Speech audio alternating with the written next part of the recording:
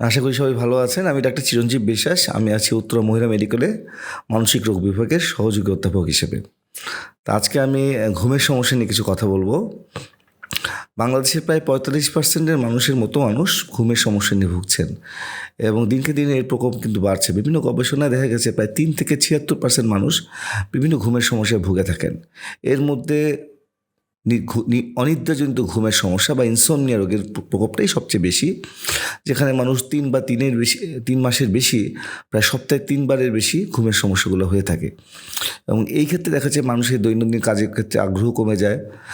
সকালবেলা ঘুম থেকে ওঠার পর খুব ক্লান্ত লাগে, কাজের ক্ষেত্রে মনোযোগ দিতে পারেন না, কাজের পারফরমেন্স কমে যায় এবং অনেক ক্ষেত্রে মেজাজ খিটখিটে হয়, রাগ লাগে। অনেক ক্ষেত্রে কাজের ক্ষেত্রেও মনোযোগের ঘাটতির কারণে কাজের মধ্যে বিভিন্ন ভুলগুলো হয়ে থাকে। তো আমরা অনেকেই কিন্তু বুঝতে পারি না কী করব। এবং এই জায়গায় কিন্তু আমরা দেখা যায় বিভিন্ন দোকানে যে আমরা বিভিন্ন ধরনের ঘুমের ওষুধগুলো নিয়ে যাই, যে ঘুমের ওষুধগুলো দীর্ঘদিন খেলে কিন্তু এখানে নেশাগ্রস্ত হওয়ার একটা সময় ঝুঁকি থেকে যায়। বিশেষ করে আমরা বিভিন্ন ফার্মেসিতে যে দেখেছি, আমরা বিশেষ করে মিডাজোলাম জাতীয় ওষুধ, ক্লোনাজিপাম জাতীয় ওষুধগুলো কিন্তু আমরা খুব কম বেশি নিয়ে থাকি এবং এই ক্ষেত্রে কিন্তু ডাক্তারের পরামর্শ ছাড়াই নিয়ে থাকি। সাধারণত যে কোনো ঘুমের সমস্যার ক্ষেত্রে আমরা বলি যে এখানে একজন সাইকিয়াট্রিস্টের পরামর্শ ছাড়া ঘুমের ওষুধ গ্রহণ করা উচিত না। ঘুম ওষুধের জন্য যে কোনো ডাক্তারের কাছে গেলেই আমি মনে করি আপনার সাহায্য আপনি পাবেন না। নির্দিষ্ট কারণ অনুযায়ী ডাক্তারের কাছে যেতে হয়। বেশিরভাগ ঘুমের সমস্যাটাই সাইকিয়াট্রিস্টরা ডিল করে থাকেন বলেই সাইকিয়াট্রিস্ট আসলেই আপনার সঠিক রোগ নির্ণয়টা হবে। এবং যেহেতু ঘুমের সমস্যার পিছনে অনেক কিছু কারণ থাকে, আমরা বলি যে স্লিপ অ্যাপনিয়ার ডিজিজ আছে, আমাদের যে স্নোরিং, নাক ডাকে অনেক কিছু অবস্ট্রাকটিভ স্লিপ অ্যাপনিয়া বলি, সেন্ট্রাল স্লিপ অ্যাপনিয়া বলি, নার্কোলেপসি রোগ আছে, বিভিন্ন ধরনের রোগ, শারীরিক রোগের কারণে ঘুমের ব্যাঘাত ঘটে। অনেকের ক্ষেত্রে ডায়াবেটিসের সাথে ঘুমের সমস্যার সম্পর্ক আছে। বিভিন্ন কারণে ঘুমের সমস্যা হয়ে থাকে, কিন্তু কম বেশি আমরা বেশিরভাগ ক্ষেত্রে দেখি যে দৈনন্দিন জীবনে আমাদের কিছু নিয়ম কানুনের ঘাটতির কারণে ঘুমের সমস্যাগুলো হয়ে থাকে। তো এই ক্ষেত্রে আমরা প্রথমেই যেটা বলি, প্রথমে কিন্তু আমরা ওষুধ প্রেসক্রাইব করি না। আমরা সাইকিয়াট্রিস্ট হিসেবে প্রথমে কিন্তু আমরা কিছু নিয়মকানুনের কথা বলি। এই নিয়মগুলোকে বলি আমরা স্লিপ হাইজিন। তো এইগুলো বলি আমরা ঘুমের নিয়মবর্তিতা, এবং এই ক্ষেত্রে কিছু নিয়মকানুন ফলো করতে হয়। তবে এই নিয়মগুলো একটু আজকে বলি। প্রথমে আমরা বলি যে ঘুমোর জন্য নির্দিষ্ট টাইম ফিক্স করা, নির্দিষ্ট সময় ঘুমোতে যাওয়া এবং নির্দিষ্ট সময় ঘুম থেকে ওঠা এবং প্রতিদিন মোটামুটি একটা রুটিন ফলো করা। সেটা আমাদের বন্ধের দিন হলেও, আমরা অনেকের বন্ধের দিনে দেখি যে আমরা অনেকেই শুক্রবার বন্ধ থাকলে বৃহস্পতিবার দিন অনেক রাত জেগে থাকেন, এমনকি সারা রাত জেগে থাকেন এমনও হয়, এবং দুপুরে উঠেন 2টা-3টার দিকে। আর সেটা কিন্তু শরীরের জন্য খুবই খারাপ। জন্য বলা হয় নির্দিষ্ট সময় ঘুমোতে যাওয়া এবং নির্দিষ্ট সময় ঘুম থেকে ওঠা। হ্যাঁ, কম বেশি এদিক ওদিক হতে পারে, 10-15 মিনিট এদিক ওদিক, কিন্তু মোটামুটি নির্দিষ্ট সময় ঘুমোতে যাওয়া।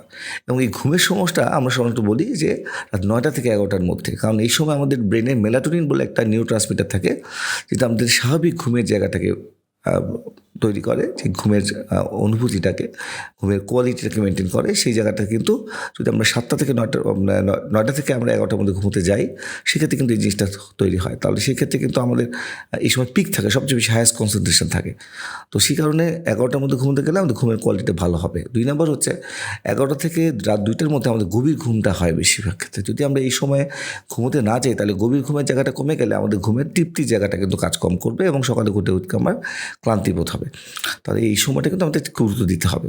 2 নম্বরটা যেটা বলি, যে সন্ধ্যার পর থেকে চা, কফি, সিগারেট, এই জিনিসগুলো যেগুলো আমাদের খুব বেশি উত্তেজিত করে রাখে ব্রেনকে, যেগুলো আমাদের ঘুম আসতে বাধাগ্রস্ত করে, সেই খাবারগুলোকে অ্যাভয়েড করা। এবং অনেক ক্ষেত্রে আমরা কিন্তু বলি যে লাঞ্চের পর থেকে ওই খাবারগুলোকে অ্যাভয়েড করা, এটা ঘুমের ক্ষেত্রে সমস্যা তৈরি করে।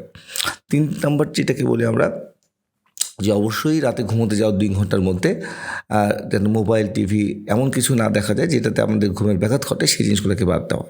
অনেকেই ঘুমের আগে দেখা যাচ্ছে অনেক সময় মোবাইল চালাচ্ছেন, টিভি দেখছেন, অনেক ভয়ের মুভি দেখছেন, সেগুলো কিন্তু ঘুমের জায়গায় কোয়ালিটিকে ব্যাহত করে, রাত্রে খারাপ স্বপ্ন আসে। এটা কিন্তু অনেকের ক্ষেত্রেই হয়। তো এই জায়গাটা কিন্তু খুবই সমস্যা তৈরি করে মানুষের ক্ষেত্রে। তারপরটাকে আমরা যেটাকে বলি 4 নাম্বার, যে রাতে অবশ্যই খাবার খাওয়াটা ঘুমোতে যাওয়াটা কমপক্ষে 1 থেকে 1.5 ঘন্টা আগে শেষ করতে হবে। অনেকেই আছে খাবার খেয়েই ঘুমোতে চলে যান, সেক্ষেত্রেও কিন্তু ঘুমের ব্যাঘাতগুলো ঘটে। তারপরে আমরা যেটাকে বলি যে রুমে ঘুমাবেন সেই রুমে কখনোই মোবাইল, টিভি, ইলেকট্রনিক ডিভাইস নিয়ে ঘোরা যাবে না, এবং বিছনাটাকে অবশ্যই খালি ঘুমের কাজ হিসেবেই ব্যবহার করতে হবে। অনেকেই দেখা যাচ্ছে বিছনায় বসে মোবাইল চালান, টিভি দেখেন, ল্যাপটপ চালান, বই পড়েন, এই জিনিসগুলো কিন্তু আমাদের বাদ দিতে হবে। বিছানাটা খালি ঘুমের কাজেই ব্যবহার করতে হবে, এবং দিনে বিছানায় কখনোই যাওয়া যাবে না। বিছানার জায়গা হবে একমাত্র রাতেই। তারপর আমরা যে রুমে ঘুমাবেন সেই রুমে অবশ্যই সুন্দর আলো বাতাসের ব্যবস্থা থাকতে হবে।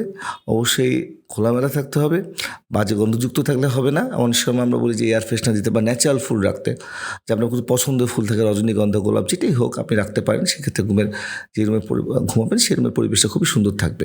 তারপর বিছনার চাদরটা 3 দিন পর পরিবর্তন করা এবং শুভ্র কালারের হালকা কালারের বিছনার চাদর ইউজ করা, সাদা, ঘিয়া, আকাশি, গোলাপি এই টাইপের বিছনার চাদরগুলো আমাদেরকে অনেক বেশি রিল্যাক্স তৈরি করে। আমরা যখন একটা সাদা বিছনার চাদরে যাব, শুভ্র একটা ক্লিন সেই বিছনা চাদরে গেলে তখন আমার খুব ঘুমের জায়গাটা কিন্তু ভালো কাজ করবে। আর আমরা অনেক সময় বলি ঘুমোতে যাওয়ার আগে কুসুম কুসুম গরম পানি দিয়ে একটু গোসল করে নেওয়া, কুসুম কুসুম গরম দুধ খাওয়া বা কুসুম কুসুম গরম পানি দিয়ে একটু শরীরটাকে ম্যাসেজ করে নেওয়া, এটা কিন্তু ঘুমের ক্ষেত্রে খুবই ভালো কাজে দেয়। তো আমরা যদি এই নিয়মগুলো মেনে চলি তাহলে কিন্তু প্রায় দেখা যায় 80% মানুষের ঘুমের সমস্যাগুলো কিন্তু চলে যায়।